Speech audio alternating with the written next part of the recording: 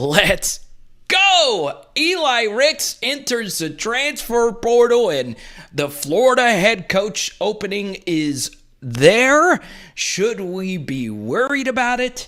Look, I was going to do a Billy Napier deep dive, but I found something very interesting, and I want to go a little deeper into Billy Napier's background. So, I will release that tomorrow. I know you guys have been asking my thoughts on Billy Napier. So what I'll do is I want you to take a look at this community page, comment down below on this page right here, and tell me your thoughts about LSU potentially hiring a really good group of 5 coach. So for right now, I'm going to give you my quick thoughts on Eli Ricks because you guys know how much I loved him coming out of high school. I predicted that he would be one of the best defensive backs to ever play at LSU, and unfortunately, it looks as if that is not going to be the case. Billy Napier. Eli Ricks, of course, entered the transfer portal. Obviously, he shut it down midway through the season to repair a nagging shoulder injury, a decision that I think we all agreed with, knowing where the direction of our team was going and knowing how much pain Eli Ricks had played through up to this point in his career. And it's pretty incredible knowing that he's always had this nagging shoulder injury, and he's still been one of the best players in college football when he's actually played. And who can forget his 2 pick sixes from last year? That Eli Ricks, a big reason why he came to LSU was because of Ed Orgeron. And if Ed Orgeron is no longer to be the coach, and his good buddy Derek Stingley's probably going to the NFL, I actually am not surprised that Eli Ricks is making this decision. And I understand this defensive scheme was a mess that he had to play in. So he probably wants to go somewhere where he knows the scheme is going to be rock solid. So, look, it's perfectly fine that Eli Ricks makes this decision. I have always been pro player movement and doing what you feel is best for you. However, I still think Eli Ricks should stay at LSU. He would return as the number 1 corner. Obviously, LSU is still DBU. I do think Corey Raymond will be on the next LSU staff. I have no idea why anyone would not want to retain Corey Raymond. I still do believe, and once again, this could just be my bias talking, but I still do believe Eli Ricks should stay at LSU. And just because you enter your name into the transfer portal doesn't mean you have to go. But we've seen what Darian Kendrick has done this year at Georgia. We've seen a lot of transfers immediately join a national championship-ready program, and I think Eli Ricks wants to play on a competitive team, and just based on the last 2 years, quite frankly, we have not been a championship-caliber program. So I understand a 5-star talent who isn't from the state of Louisiana wanting to go somewhere else. Even though Eli Ricks' family, quite a few of them have moved to Louisiana, Eli Ricks has always been a transient guy. He, once again, went from California all the way to Florida for his senior year in high school to play at IMG Academy. Now he's in Baton Rouge. This is a guy who, once again, travels a bunch. That's way more traveling than most college and high school football players. Totally understand why he would want to try to go somewhere else, but I wish he would stay. I really wish. But now I want to get into this Florida opening, and I understand that there is a lot of you that are really worried about Billy Napier taking the Florida job. But what's interesting is I think Lane Kiffin is someone that could take this Florida job or even the Miami job. But what I find fascinating is how much Lane's name has cooled off for this LSU opening. And this is a guy who just was in the state of Louisiana to see Arch Manning play. And there's a lot of positives with Lane coming to Baton Rouge, most notably his high-powered offense. But if you are a Lane Kiffin to LSU guy, it just seems very unlikely up to this point. Now, I hope I am wrong, and as I've said from the get-go, there is more uncertainty surrounding coaching searches than there is certainty surrounding coaching searches.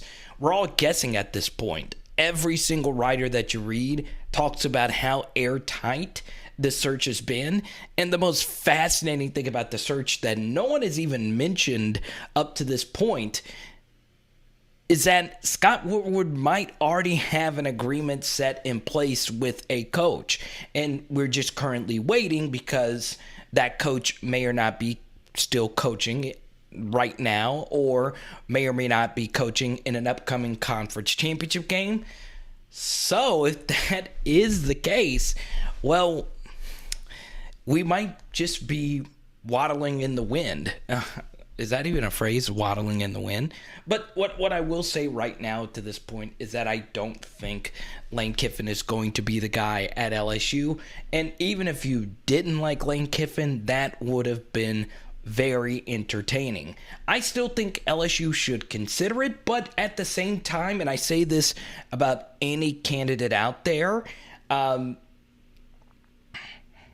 there might be something else that we don't know about, and maybe something off the field that we may or may not know about. There's always that aspect to every single candidate when it comes to whichever opening is there.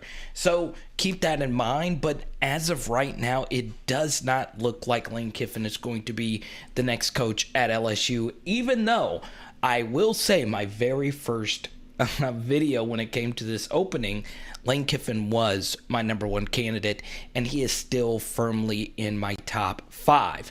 Now, I do, because you guys are big fans of the channel, and you guys have supported me all the way up to this point, I want to give you one other candidate that was mentioned today by Glenn Guilbeau, and this is a name that we brought up a little bit on this channel. It's Matt Campbell at Iowa State.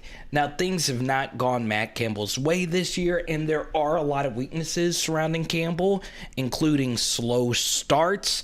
The loss last year, ironically, to UL Lafayette. I do think that loss was a little fluky in many ways, but you still lost that game.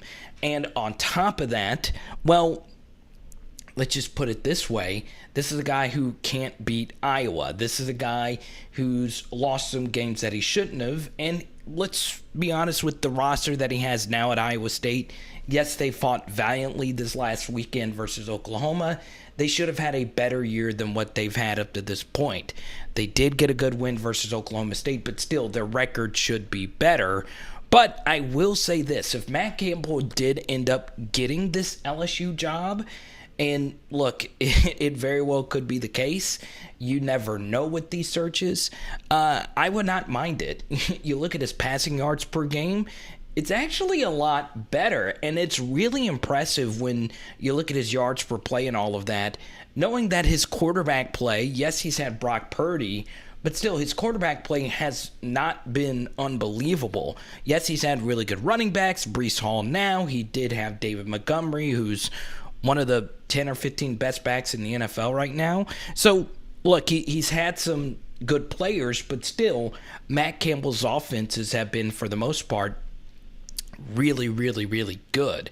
Kolar, their tight end, is the real deal. So, look, I know it won't be the sexiest name, and I know he's not the most exciting person in the world at the podium, and he's not going to, be the big splashy white whale name like a Lincoln Riley. But if it does end up being Matt Campbell, that is a guy we haven't spent a whole lot of time talking about that I do think would succeed a lot at LSU. But, the one thing I would share, though, at this point in the search, I just don't think it's going to be Lane Kiffin. And it's a bummer. It really is.